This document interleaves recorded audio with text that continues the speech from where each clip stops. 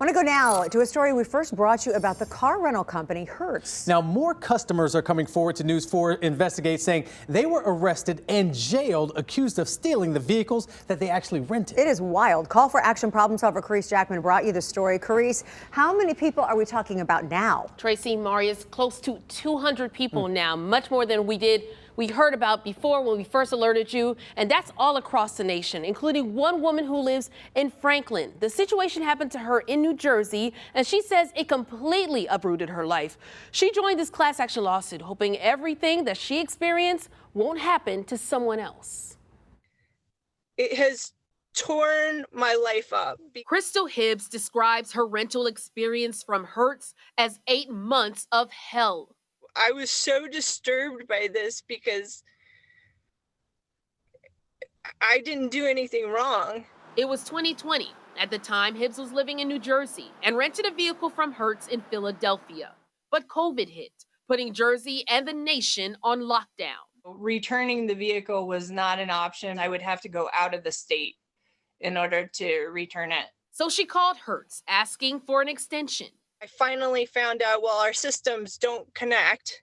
So you're just going to have to go back to Philadelphia, which is 45 minutes away from me, in order to straighten this out, in order to get an extension. Something she couldn't do because of the lockdown. Not long after this, Hibbs says police showed up at her doorstep. The other police officer handcuffed me, and I said, why am I being arrested?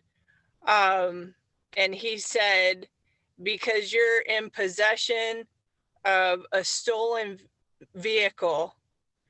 And I was barefoot. It was raining. Because I was handcuffed, my daughter had to put my shoes on me.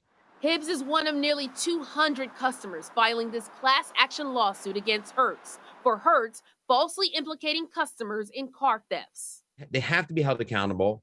They should have changed their practices a long time ago. Attorney Francis Malafie says he's now heard from nearly 200 people. Malafie and his clients are asking for around $530 million in damages. Hertz can't find their cars. They can't fix their broken computer systems.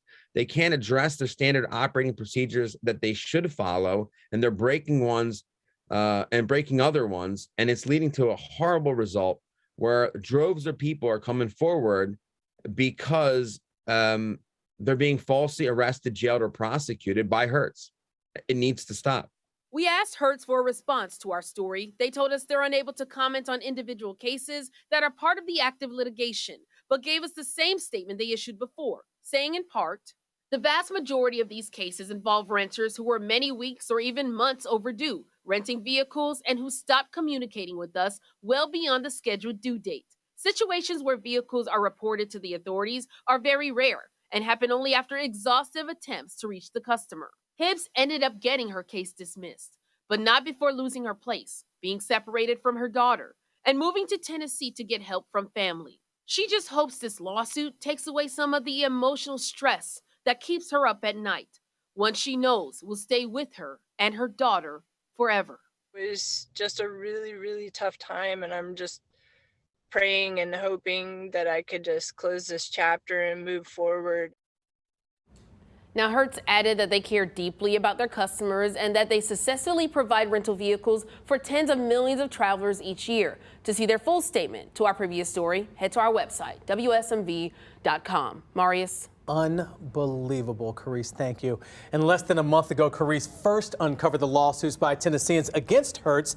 To read more on this case and today's story, we have this posted on our website and in the free News 4 app.